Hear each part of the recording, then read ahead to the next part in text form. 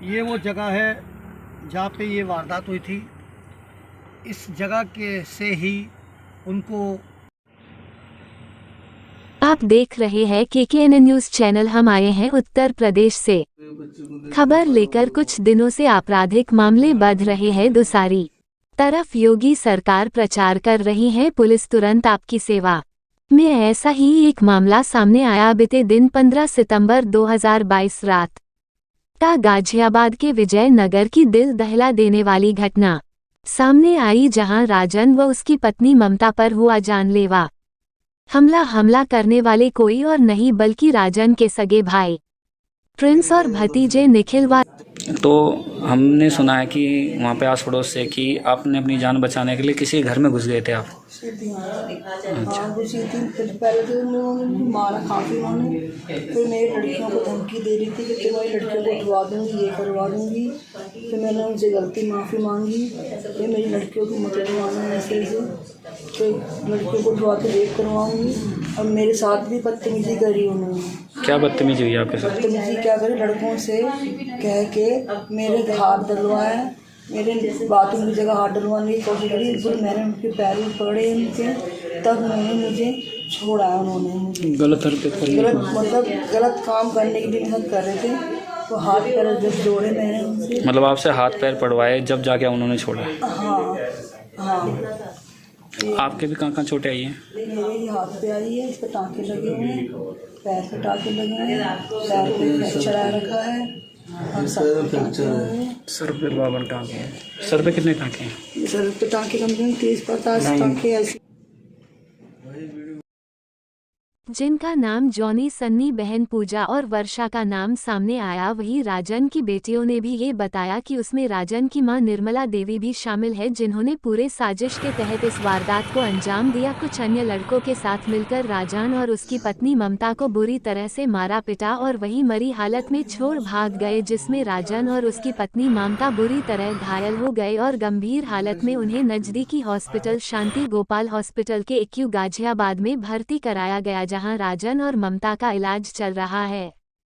वहीं घायलों के परिजनों ने बताया, अब पुलिस को फोन रात्रि ही बताया गया, परंतु आज तक पुलिस ने किसी तरह का कोई उचित कदम नहीं उठाया और न ही हॉस्पिटल आए। परिवार हॉस्पिटल के बाहर बैठ विजय नगर पुलिस का इंतजार कर रहा है, कब आकर मरीजों से मिलेगा और घटना की जानकारी लेगा। मैं मंजू फिर हाजिर होंगी फिर और खबरें लेकर।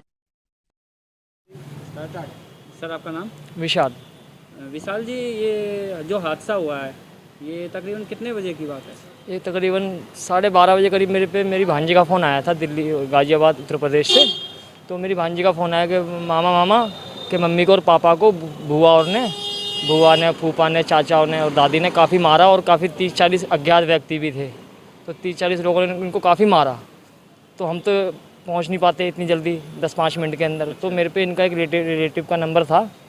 तो फिर मैंने उसको फ़ोन किया। मैंने कहा भाई ऐसा बात होगी, एक बार जाके देख के मुझे बता क्या बात हुई है। तो उसका फिर मैंने उसको भेजा। तो उसने फिर मेरी उससे बात हुई तो वो यही बोल रहा कि काफ़ी घायल हैं। तो मैंने उसको फिर ये बोला, मैं कहा भाई इनको तू एडमिट करवा हॉस्पिटल में, हम आधे 30-40 मिनट में हम तुम्हारे पास पहुँच रहे हैं।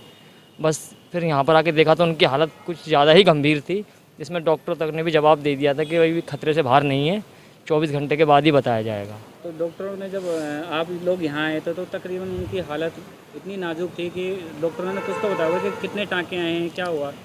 52 टाँके मेरी सिस्टर के सर में आए हैं और 70 टाँके मेरे जीजा के सर में आए हैं। और काफ़ी जगह इंजरी है, मतलब कोई हिस्सा बचा ही नहीं है कि जहाँ पर इंजरी ना हो। उनसे आपकी बात हुई है? होश आया अभी तक उनको? हाँ, उनसे इतना बोला जा नहीं रहा। बात तो उनसे 2-3 बारी हुई है, लेकिन उनसे इतना बोला नहीं जा रहा है। बस वो यही कह रहा मेरे बच्चों से थोड़ा देखते रहना, बस यहीं तक की बात हुई है।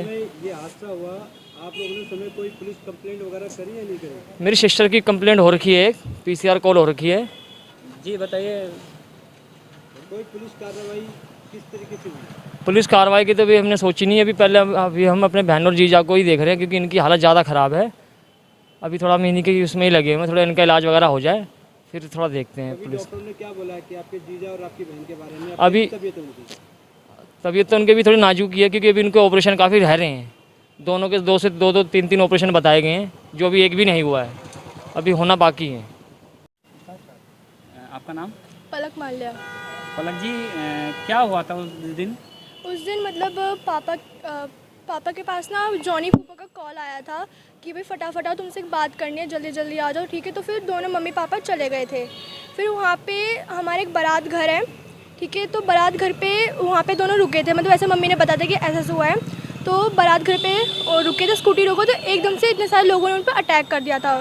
जॉनी फूफा ने बुलाया था लोगों को, बहुत सारे 30-40 लोग थे, ठीक है। उनको बहुत ज़्यादा मारा और वहाँ पे मेरे चाचा थे, प्रिंस चाचा, पूजा बुआ और वर्षा बुआ, और दादी भी थी मेरी, निर्मला दादी।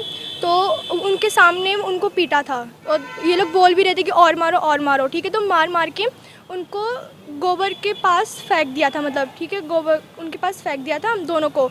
फिर मम्मी को थोड़ी देर बाद होश आया, तो फिर मम्मी गई, किसी के पास गई थी, ठीक है। तो उनसे फ़ोन से मुझे फ़ोन करा था कि बोला कि पलक फटाफट घर की पहले कुंडी बंद कर, कि फटाफट कुंडी बंद करके लाइट बंद करके तुम लोग बैठ जाओ, कि वर्षा बुआ और जॉनी फूफा ने मिलके बहुत पिटवाया हम दोनों को, पापा वहीं अकेले, बहुत खून निकल रहा है। फिर उसके बाद फिर मैंने मामा को कॉल करा, मतलब मम्मी ने बोला था कि विशाल मामा है, उनको कॉल कर फटाफट, उनको पता कि ऐसे हुआ है।